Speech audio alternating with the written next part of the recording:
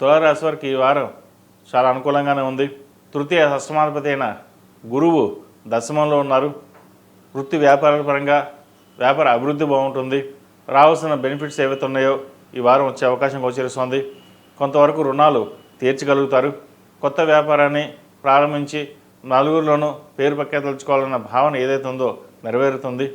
వ్యయాధిపతి భాగ్యాధిపతి అయిన బుధుడు ద్వితీయంలో ఉన్నారు, కుటుంబ స్థానంలో. ద్వితీయ సప్తమాధిపతి అయిన కుజుడు కూడా ద్వితీయంలోనే ఉన్నారు. చతుర్థ పంచమాధిపతి అయిన శని ఆరింటున్నారు. ఆరోగ్య గురించి ఎటువంటి ఇబ్బందులు ఉండవు. ఏవైనా సమస్యలు ఉంటే అవి సమస్య పోవడం జరుగుతుంది. గ్యాస్ట్రిక్ గైనిక్ సంబంధించిన విషయాలు ఎవరికైతే ఉన్నాయో అవి ఇబ్బంది లేని వాతావరణం నెలకొంటుంది.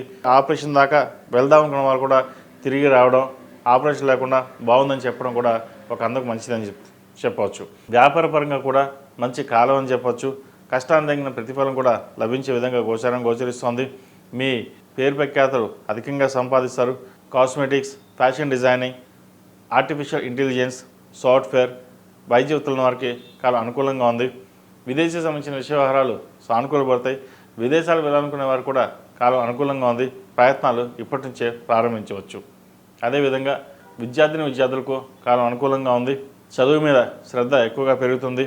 నలుగురిలోనూ చక్కగా ఉండాలి, పేరు ప్రఖ్యాతలుచుకోవాలనే భావన ఎక్కువ ఉంటుంది. తల్లిదండ్రులు మన మీద కష్టపడి సంపాదిస్తే మనం చదివిస్తున్నారు అనే భావన ఎక్కువగా ఉంటుంది. ఎవరికైనా డబ్బులు అప్పిస్తే తిరిగి రాదు, వాటి విషయంలో జాగ్రత్త వహించాలి.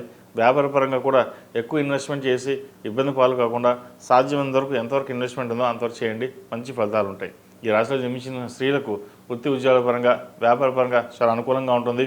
గత ఇచ్చిన కొన్ని నెలల కంటే కూడా ఈ వారం నుంచి గత వారం నుంచి బాగుందని చెప్పచ్చు.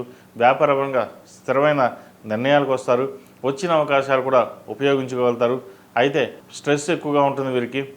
రాశ్యాధిపతి అష్టమాధిపతి అయిన శుక్రుడు జన్మరాశిలోనే ఉన్నారు, రవితో కలిసి ఉన్నారు.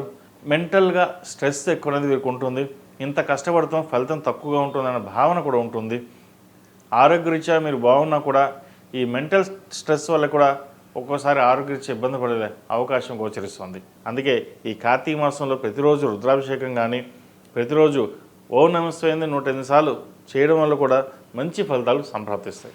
ఈ రాశిలో జన్మించిన వారు ప్రతిరోజు ప్రతినిత్యం ఓం నమస్తే దీపారాయణ చేయడం, ఉదయం సాయంత్రం కార్తీక దీపం పెట్టడం చెప్పదగిన సూచన. ఈ రాశిలో జన్మించిన వారికి కలిసి వచ్చే సంఖ్య 6, కలిసి వచ్చే రంగు బ్లూ. ఏదైనా పని మీద బయటికి వెళ్ళినప్పుడు శుక్రవారం కానీ మంగళవారం కానీ వెళ్ళండి, మంచి ఫలితాలు సంప్రాప్తిస్తాయి.